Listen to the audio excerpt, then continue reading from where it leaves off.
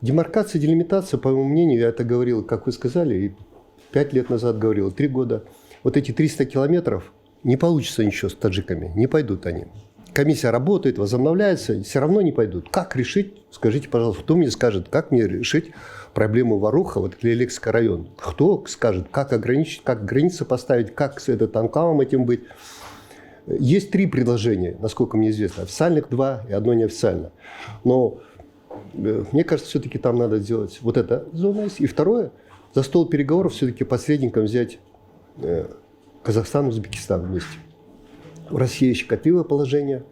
Владимир Владимирович попытался в Астане посадить за стол переговоров.